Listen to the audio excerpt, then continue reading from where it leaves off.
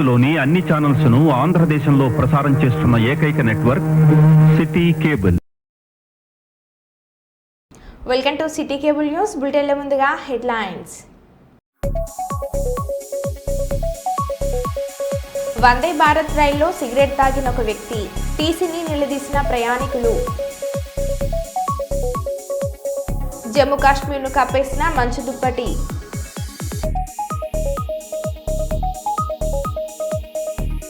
తెలంగాణలో త్వరలో ఉప ఎన్నికలు. బీఆర్ఎస్ పార్టీ నుంచి ఫిరాయించిన 10 మంది ఎమ్మెల్యేల విషయంలో స్పీకర్పై పెరుగుతున్న ఒత్తిడి. సంవత్సరం నుంచి మిషన్ భగీరథ నీళ్లు రాక ఖాళీ బిందెలతో రోడ్డెక్కిన మహిళలు. చిల్కూరు బాలాజీ ఆలయ ప్రధాన అర్చకుడు రంగరాజన్ సౌందర్యను పరామర్శించిన కేటీఆర్. శ్రీ శ్రీ సేవాలాల్ మహారాజ్ 286వ జయంతి ఉత్సవాల కరపత్ర ఆవిష్కరణ.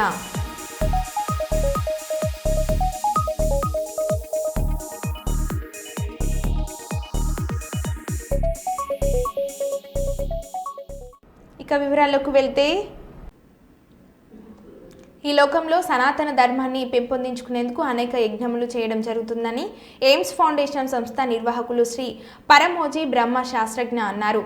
ఈ నెల 12వ తేదీన పౌర్ణమి సందర్భంగా మా గురు మహాలక్ష్మి యజ్ఞము ఎయిమ్స్ ఫౌండేషన్ ఆధ్వర్యంలో నిర్వహిస్తున్నట్లుగా వరంగల్ మహేశ్వరి గార్డెన్లో మీడియా సమావేశంలో సంస్థ నిర్వాహకులు శ్రీ పరమోజీ బ్రహ్మ శాస్త్రజ్ఞ వెల్లడించారు. మీడియాతో వారు మాట్లాడుతూ, ఈ కార్యక్రమం ముఖ్య ఉద్దేశం లోక కళ్యాణం కోసమని 12వ తేదీన ఉదయం స్వయంభూ శక్తిపీఠ ర్యాలీ, యంత్రస్థాపన, మహాగురు లక్ష్మి పూజ నిర్వహిస్తున్నట్లు తెలిపారు. ఈ కార్యక్రమానికి భక్తులు అధిక సంఖ్యలో హాజరై ఉచిత ప్రవేశాన్ని వినియోగించుకొని ఈ కార్యక్రమాన్ని విజయవంతం చేయాలని ఈ సందర్భంగా పిలుపునిచ్చారు.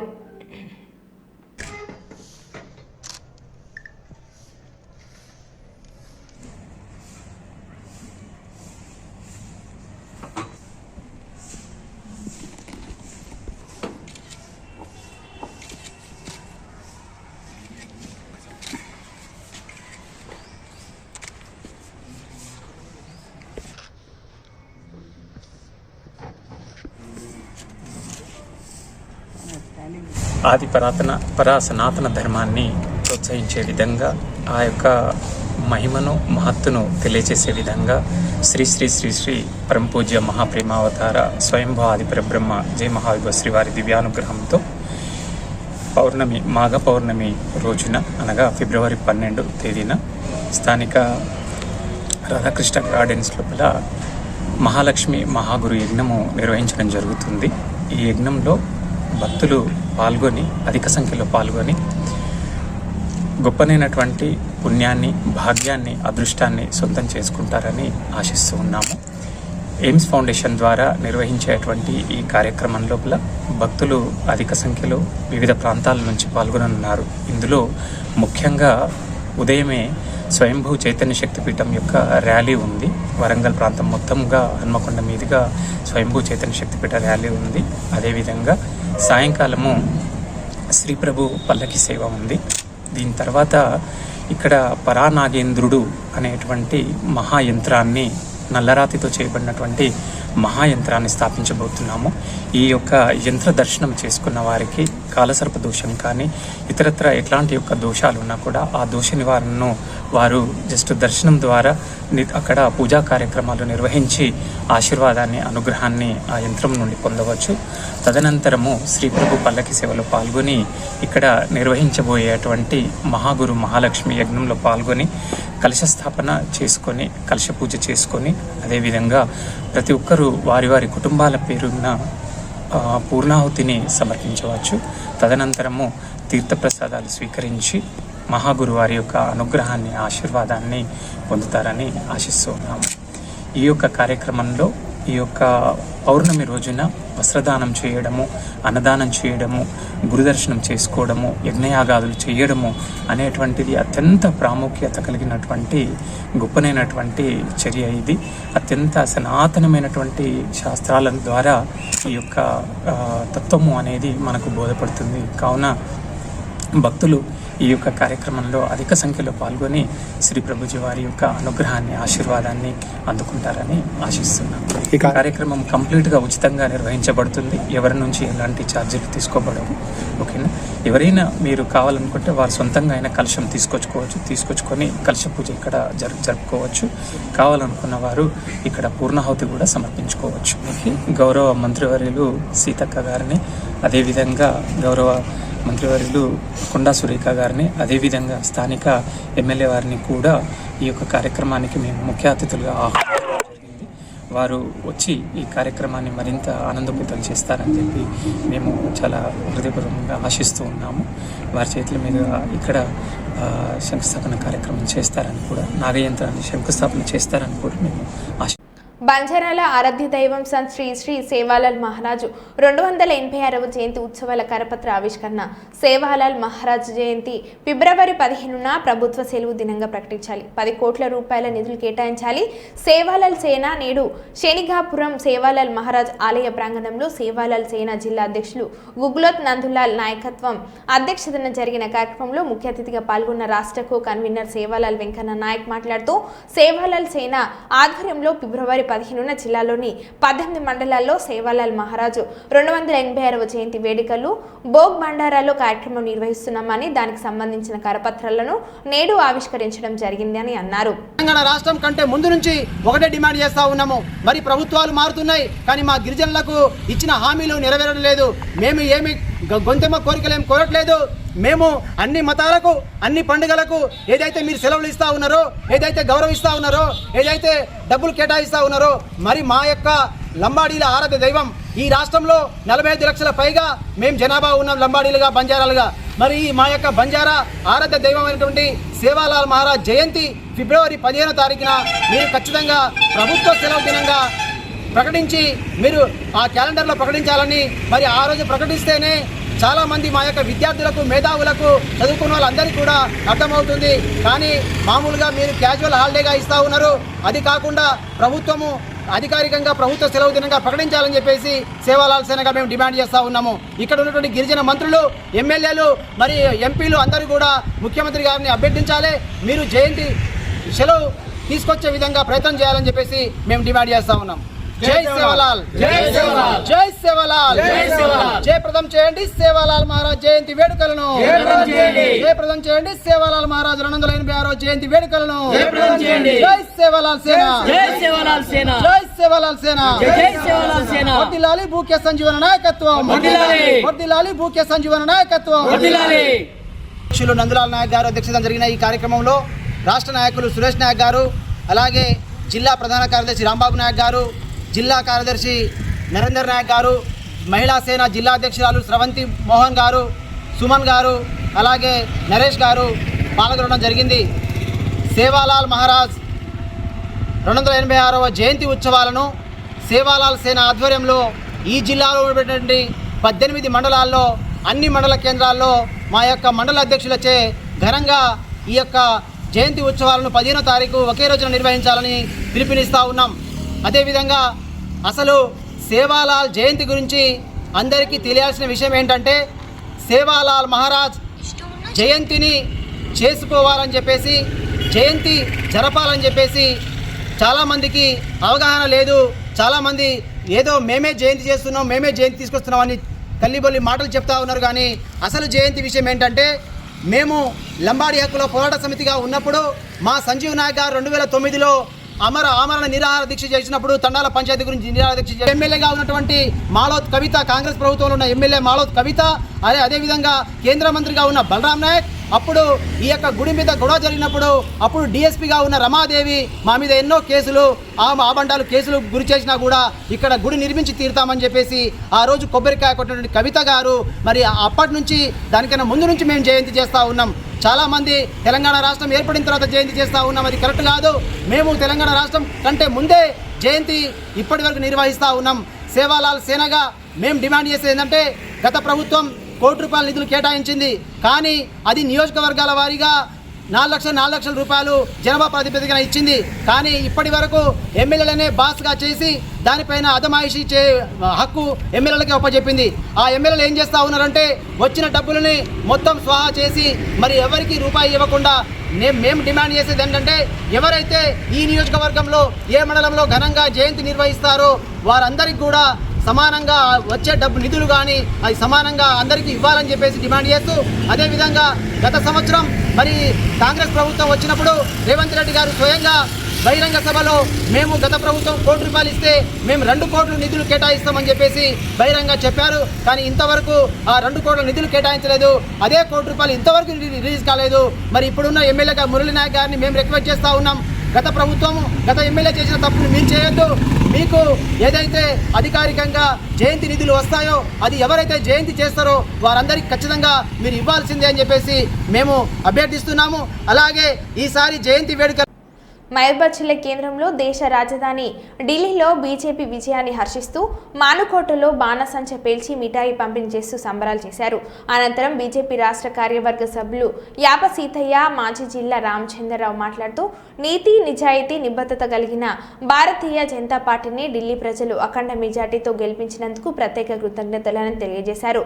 గత 12 సంవత్సరాలుగా నరేంద్ర మోడీ పాలనను, నరేంద్ర మోడీ అందిస్తున్న అభివృద్ధిని చూసి ఢిల్లీ ప్రజలు బీజేపీని గెలిపించాలని, నరేంద్ర మోడీ నాయకత్వ పటిమను మరోసారి గుర్తించి కాషాయ జెండా రెపరెపలాడించడానికి సహకరించిన ప్రజలందరికీ కృతజ్ఞతలు తెలియజేశారు. అలాగే రానున్న రోజులలో తెలంగాణలో జరగనున్న స్థానిక సంస్థల ఎన్నికలను బీజేపీ విజయడంక మోగిస్తుందని, తెలంగాణలో అధికారమే లక్ష్యంగా పనిచేస్తూ తెలంగాణలో అధికారాన్ని చేపడుతుందని విశ్వాసం వ్యక్తం చేశారు.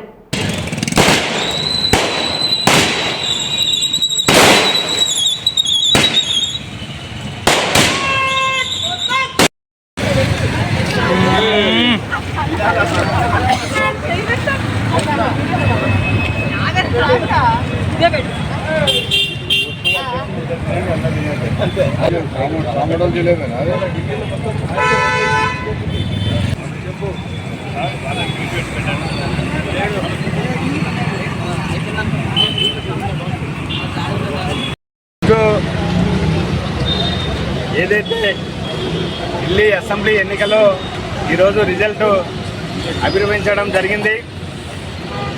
మొదటి నుంచి కూడా కౌంటింగ్ ప్రారంభప్పటి నుంచి కూడా ఏదైతే పోస్టల్ బ్యాలెట్లో మెజార్టీ స్థానాల్లో భారతీయ జనతా పార్టీ అదే ఊపుతోటి చివరి వరకు కూడా ఈరోజు సొంతం ఘనమైనటువంటి మెజార్టీతోటి భారతీయ జనతా పార్టీ ఢిల్లీ పీఠాన్ని అధిష్ఠించింది. ఏదైతే ఢిల్లీ ప్రజలు గత 3 పర్యాయాలుగా అక్కడ ఆమ్ ఆద్మీ పార్టీని అధికారంలో పెట్టి వారు కేజ్రీవాల్ గారు చేసినటువంటి అవినీతి అక్రమాలకు దూరం పెట్టాలని చీపురుతోటి ఊడ్చేసి ఇవాళ కమలాన్ని వికసించే విధంగా ఢిల్లీ ప్రజలు నిర్ణయం తీసుకొని ఎద్దెనెక్కేయడం జరిగింది. ఏదైతే గత 27 సంవత్సరాలుగా సుష్మా స్వరాజ్ గారు 98లో మా భారతీయ జనతా పార్టీ అధికారం కోల్పోయి కాంగ్రెస్, ఆ తర్వాత ఆమ్ ఆద్మీ పార్టీ నేడు తిరిగి మళ్ళీ 27 సంవత్సరాల సుదీర్ఘ కాలం తర్వాత భారతీయ జనతా పార్టీకి పట్టం కట్టడం జరిగింది. ఏదైతే ఢిల్లీ ప్రజలు భారతీయ జనతా పార్టీకి 48 స్థానాలతోటి పూర్తి స్థాయి ఘనమైన మెజార్టీ ఇచ్చినందుకు మానుకోట భారతీయ జనతా పార్టీ పక్షాన ఢిల్లీ ప్రజలకు ప్రత్యేక ధన్యవాదాలు తెలియజేస్తున్నాం. కనుక ఏదైతే ఈ ఢిల్లీ తీర్పు దేశవ్యాప్తంగా కూడా ఢిల్లీ తీర్పు ఇవ్వడం జరిగింది. రాబోయే రోజుల్లో కూడా ఢిల్లీ తీర్పు అయితే ఏ విధంగా ప్రజలు ఇచ్చారో రాబోయే రోజుల్లో తెలంగాణలో కూడా నెక్స్ట్ తెలంగాణ టార్గెట్, తెలంగాణలో అధికారంలో డబుల్ ఇంజిన్ సర్కారు తీసుకురావడమే లక్ష్యంగా భారతీయ జనతా పార్టీ కార్యకర్తలంతా కూడా తెలంగాణలో ఉన్నటువంటి ప్రతి కార్యకర్త కృషి చేస్తారని కూడా ఈ సందర్భంగా తెలియజేస్తూ, ఎందుకంటే నీతివంతమైనటువంటి పాలనల్లో అధికారం చేకూర్చి డబుల్ ఇంజిన్ సర్కార్ని ఈ తెలంగాణ ప్రాంత ప్రజలకు కూడా కోరుకుంటున్నారు. డబుల్ ఇంజిన్ సర్కార్ని చూడాలి. ఇవాళ ఢిల్లీ ప్రజలు చూశారు, రేపు తెలంగాణ ప్రజలు కూడా చూస్తారని కూడా ఈ సందర్భంగా తెలియజేసుకుంటూ జై హింద్, జై భారత్, భారత్ మాతాకి. ఢిల్లీ ప్రజలందరూ కూడా దేశమంతా బాగుపడుతుంటే ఢిల్లీ దేశ రాజధాని ప్రజలు నష్టపోతున్నారనే విషయాన్ని గమనించినటువంటి ఢిల్లీ ప్రజల తీర్పు ఈరోజు చాలా గౌరవప్రదమైన తీర్పు ఇచ్చారు. దేశం మొత్తం లోపల కూడా నరేంద్ర మోడీ గారి యొక్క నాయకత్వాన్ని బలపరుస్తున్నారు. ఫోన్లో తెలంగాణ సీఎం రేవంత్ రెడ్డితో మాట్లాడిన చిలుకూరి ప్రధాన అర్చకుడు రంగరాజన్.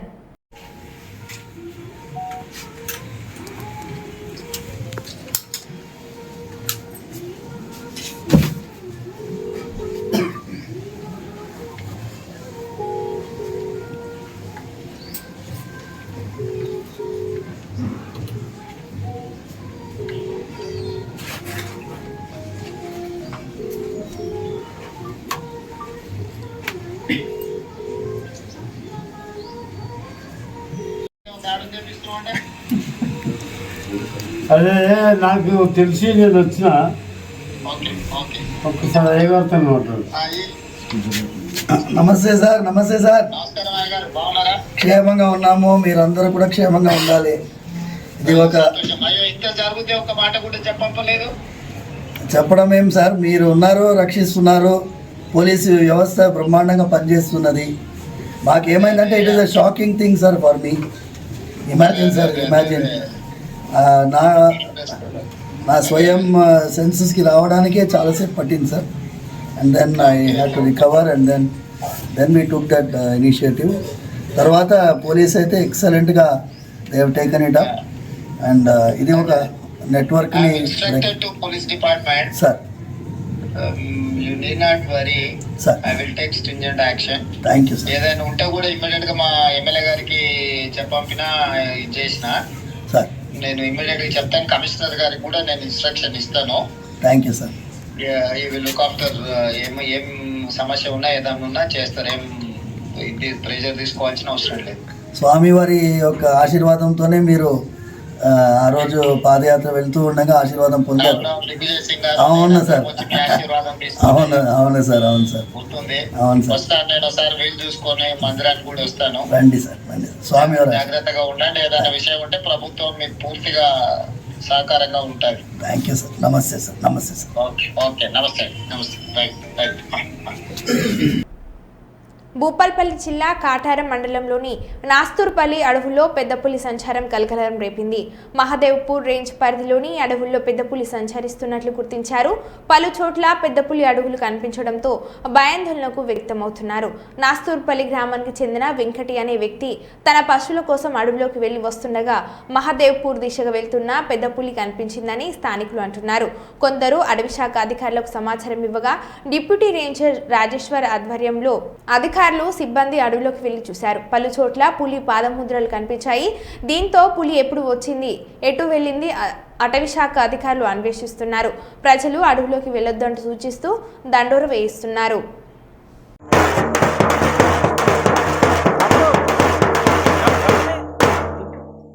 అడవిలకు పెద్ద పులి వచ్చింది. చీపురు గాని కట్టెలకు గాని దేనికైనా పోకుండా బయటికి పోకుండా అడవిలకు పోకుండా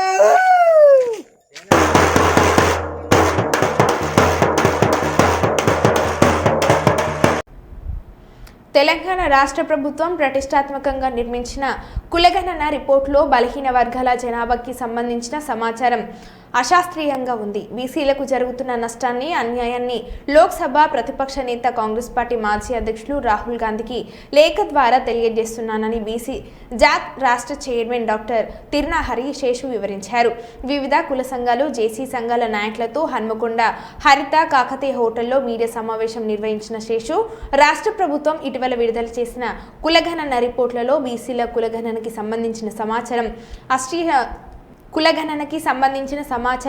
అశాస్త్రీయంగానూ అసమగ్రంగా ఉంది. తెలంగాణ రాష్ట్ర ప్రభుత్వం 2015లో నిర్వహించిన సమగ్ర కుటుంబ సర్వేలో 51% ఉన్న బీసీల జనాభా 46% ఎలా తగ్గింది?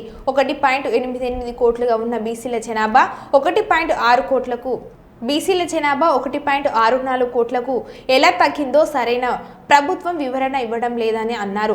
బీసీలకు చేస్తున్న అన్యాయాన్ని రాహుల్ గాంధీ దృష్టికి తీసుకువెళ్తాం. కులగణన సర్వేలో సంచార జాతులు, వలస కూలీల పూర్తి సమాచారం సేకరించకుండా బీసీల జనాభాను తక్కువ చేసి చూపిస్తున్నారని విమర్శించారు. అభిప్రాయాన్ని మీరు పరిగణలోకి తీసుకోవాలి అని చెప్పినప్పటికీ కూడా రాష్ట్ర ప్రభుత్వము మా అభిప్రాయాలను పరిగణలోకి తీసుకున్నటువంటి నేపథ్యంలో ప్రధానంగా మాకు ఈ కులగణన రిపోర్ట్లో వ్యక్తమవుతున్నటువంటి అభ్యంతరాలు ఏంటి అని అంటే, రఫ్గా లెక్కబట్టిన తెలంగాణ రాష్ట్రంలో బలహీన వర్గాలు బీసీలు 50% కంటే ఎక్కువగా ఉంటారు. కానీ రిపోర్ట్లో తెలంగాణ రాష్ట్రంలో బీసీలు 46.25% ఉన్నారు అనేటటువంటి ప్రధానమైనటువంటి నివేదికను మేము పూర్తి స్థాయిలో వ్యతిరేకిస్తున్నాం. కాంగ్రెస్ పార్టీ లోక్సభలో ప్రతిపక్ష నాయకుడు శ్రీ రాహుల్ గాంధీ గారు దేశవ్యాప్తంగా కులగణన జరగాలంటున్నారు. అదేవిధంగా బీసీలకు రావాల్సినటువంటి వాటా రావాలని చెప్తున్నటువంటి నేపథ్యంలో మరి తెలంగాణలో ఉన్నటువంటి కాంగ్రెస్ ప్రభుత్వం విడుదల చేసినటువంటి కులగణన రిపోర్టు అసమగ్రంగా ఉన్నది. బీసీల శాతాన్ని సంఖ్యను తగ్గించి చూపడుతున్నటువంటి నేపథ్యంలో ఈ కులగణన రిపోర్టుపై మాకున్నటువంటి అభ్యంతరాలను శ్రీ రాహుల్ గాంధీ గారికి మెయిల్ ద్వారా మాకున్నటువంటి అభ్యంతరాలను లేఖ పంపించడం జరిగింది. ఈ లేఖని రాహుల్ గాంధీకి మాకున్నటువంటి అభ్యంతరాలను పంపించాం. తెలంగాణ రాష్ట్ర ప్రభుత్వము బీసీల పక్షాన మేము తీసుకొచ్చినటువంటి అభ్యంతరాలను పరిగణనలోకి తీసుకోనటువంటి నేపథ్యంలో, మా అభ్యంతరాలపైన సమీక్ష చేయనటువంటి నేపథ్యంలో రాహుల్ గాంధీ గారికే మేము మెయిల్ ద్వారా పోస్ట్ ద్వారా ఒక లేఖను పంపిస్తున్నాము. ఆ లేఖను ఈ సందర్భంగా నేను విడుదల చేస్తున్నాను. ఆల్రెడీ రాహుల్ గాంధీ గారికి మెయిల్ ద్వారా మా అభ్యంతరాలన్నింటినీ తెలియజెప్పడం జరిగింది. ప్రధానంగా ఈ మహబూబాద్ మండలం పర్వతగిరి గ్రామంలో నిన్న ఎస్ఐ దీపిక ప్రజలకు అవగాహన కల్పించారు. రాబోయే గ్రామ పంచాయతీ ఎన్నికలలో ప్రజలందరూ సహకరించాలని అన్నారు. ఎన్నికలు జరిగేటప్పుడు ఎలాంటి అవాంఛనీయ సంఘటనలు జరగకుండా, గొడవలు జరగకుండా గ్రామంలో చూసుకోవాలని తెలిపారు. ఎన్నికలలో గొడవలు పెట్టుకుంటే అప్పుడు అయ్యే కేసులతో చాలా ఇబ్బందులు పడతారని అన్నారు. ప్రతి ఒక్కరూ ఒప్పుకోతోని ఉండాలని తెలిపారు. ఎలక్షన్లకు సంబంధించి మీటింగ్ పెట్టి మీకు అంటే ఎలక్షన్లు మంచిగా ప్రశాంతంగా జరగాలంటే మీకు మాకు మధ్య కోఆర్డినేషన్ ఉండాలి, గొడవలు జరగకుండా ఉంటాయి. ఆ ఎలక్షన్స్ రోజు ప్రతి ఊర్లో మన మండలంలో అంతటా ఎలక్షన్స్ జరుగుతాయి కాబట్టి బందోబస్తు కూడా తక్కువ ఉంటే దాన్ని అర్థం చేసుకొని మీరు సహకరిస్తే ఎటువంటి కేసులు కావు. చిన్న చిన్న విషయాల దగ్గరనే క్యూ లైన్ ఉందనుకోండి, ఒక ఎవరైనా గర్భిణీలు కానీ లేకుంటే పెద్ద మనుషులు కానీ పోయిందంటే పోతే పోనీయండి. మన గ్రామ పంచాయతీలు ఎన్ని ఓట్లు ఉంటాయి? ఒక 1000 ఉంటాయా? 500 ఓట్లు ఉంటాయి. అంటే అందరు లైన్లో నిల్చొని ఒకటేసారి అందరు ఒక టైంకి పోరు. పొద్దున 7 గంటల నుంచి మధ్యాహ్నం 1 గంటల వరకు అవుతుంది. అందరు ఒకసారి వెళ్ళరు. ఒకవేళ వెళ్ళినా కూడా ఒక 2 గంటలలో అయిపోతుంది. మనకన్నా ఒక 4 ముందు పోయినా కూడా 5 నిమిషాలు 10 నిమిషాలు మాత్రమే లేట్ అవుతుంది. అదొకటి. ఇంకొకటి, ఫోన్ తీసుకుపోవద్దు అని మేము ఎంత చెప్పినా బయట చెక్ చేసినా కూడా మళ్ళీ తెలియకుండా మీరు తీసుకుపోయిందంటే మాకేం నష్టం లేదు, మేము కేసులు కట్టడానికి రెడీగా ఉంటాం. కానీ లోపల ప్రతి పోలింగ్ రూమ్లో సీసీ కెమెరాలు ఉంటాయి కాబట్టి సీసీ కెమెరాలో. హన్మకొండ అంబేద్కర్ భవన్లో మంగళవారం మేషన్ జూనియర్ కాలేజ్ వార్షికోత్సవం ఘనంగా నిర్వహించారు. ఈ కార్యక్రమానికి ముఖ్య అతిథిగా విచ్చేసిన Motion junior college chairman Vadakondala Venugopal Goud విద్యార్థులను ఉద్దేశించి మాట్లాడారు. విద్యార్థి జీవితంలో ఇంటర్మీడియట్ విద్య చాలా కీలకమైందని అన్నారు. విద్యార్థి యొక్క జీవితాన్ని మలుపు తిప్పే సమయం ఇంటర్మీడియట్తోనే ఉంటుందన్నారు. ప్రతి విద్యార్థి ఎంచుకున్న లక్ష్యాన్ని సాధించే ప్రయత్నం ఈ ఇంటర్మీడియట్ దశ నుంచే ప్రారంభించాలని అన్నారు. విద్యార్థుల తల్లిదండ్రుల కలలు సహకారం చేయాలంటే ప్రతి విద్యార్థి ఇప్పటి నుండి క్రమశిక్షణతో, సమయపాలనతో ప్రణాళికబద్ధంగా చదవాలని అన్నారు. ఈ కార్యక్రమంలో సినీ గేయ రచయిత, నంది అవార్డు గ్రహీత మిట్టపల్లి సురేందర్ తన గేయాలతో విద్యార్థులను అలరించారు. ప్రముఖ సైకాలజిస్టు పరుపాటి గోపి విద్యార్థులను ఉద్దేశించి మాట్లాడారు. విద్యార్థులు పెద్దల పట్ల గౌరవంతో ఉండాలని, విద్యార్థి దశలో దురాచరణలకు దూరంగా ఉండాలని, ఈ దశలో క్రమశిక్షణతో కూడిన విద్యను ఎవరు నేర్చుకుంటారో వారు భవిష్యత్తులో ఉన్నత శిఖరాలకు చేరుకుంటారని చెప్పారు. పరీక్షల సమయంలో మానసిక ఆందోళన చెందకుండా ఎలా ఉండాలో విద్యార్థులకు తెలియజేశారు. ఈ కార్యక్రమంలో college director Permandla Anil Goud, branch head Mutyala Suresh, కోట అధ్యాపకులు తదితరులు పాల్గొన్నారు.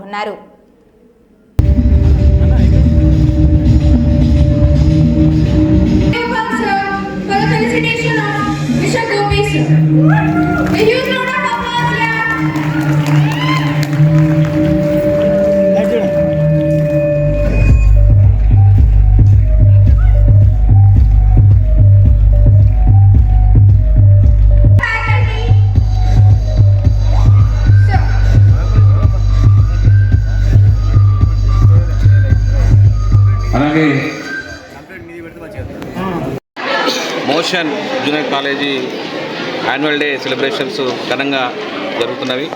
ఈ కార్యక్రమానికి సీని గేయ రచయిత నంది అవార్డు గ్రహీత అయిన మెట్టపల్లి సురేందర్ గారు ముఖ్య అతిథిగా వచ్చి పిల్లలను ఉద్దేశించి మాట్లాడడం జరిగింది. మరి ఈరోజు విద్యార్థులు ఐఐటి మెడిసిన్ కోచింగ్ గురించి సుదూర ప్రాంతాలకు వెళ్ళి ఎన్నో వ్యయ ప్రయాసాలు కోర్చుకుంటున్న పరిస్థితిలో మరి హన్మకొండ లాంటి నగరంలో ఐఐటి మెడిసిన్కు మంచి భారతదేశంలోనే టాప్ మోస్ట్ కాలేజీ ఉన్న మోషన్ జూనియర్ కాలేజీని హన్మకొండలో స్థాపించి ఐఐటి మెడిసిన్కు విద్యార్థులు సుదూర ప్రాంతానికి వెళ్ళి చదవాల్సిన అవసరం లేకుండా ఇక్కడనే రాజస్థాన్ కోటాకు సంబంధించిన మోషన్ కాలేజీని స్థాపించి విద్యార్థులకు ఐఐటి మెడిసిన్లో మంచి మంచి సీనియర్ ఫ్యాకల్టీతో ఇక్కడ శిక్షణ ఇవ్వడం జరుగుతుంది. కాబట్టి విద్యార్థులు తల్లిదండ్రులు మీరు సుదూర ప్రాంతం వెళ్ళి అవసరం లేకుండా హన్మకొండలో ఉన్న మోషన్ జూనియర్ కాలేజీలో అడ్మిషన్ పొంది మీరు ఖచ్చితంగా విద్యార్థుల భవిష్యత్తును తీర్చిదిద్దే ప్రయత్నం చేస్తామని సందర్భంగా చెప్తున్నాం. కాబట్టి ఈ కార్యక్రమంలో పాల్గొన్న విద్యార్థులకు తల్లి అందరూ కూడా పేరు పేరున శుభాకాంక్షలు తెలియజేస్తాం. Thank you. మరో బులెటిన్లో మళ్ళీ కలుద్దాం. Stay tune.